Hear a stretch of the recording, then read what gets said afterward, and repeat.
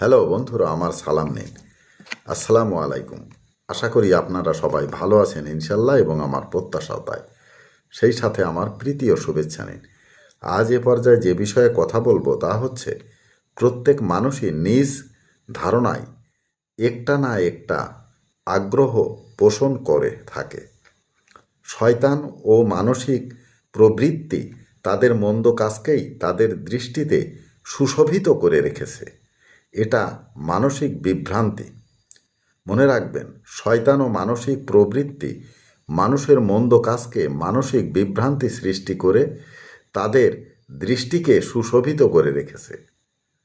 এ পর্যায়ে এখানেই রাখছি। ততক্ষণ পর্যন্ত সবাই ভালো থাকুন, সুস্থ থাকুন এবং নিরাপদে থাকুন। শুভকামনা নিরন্তর সবার জন্য সব সময়।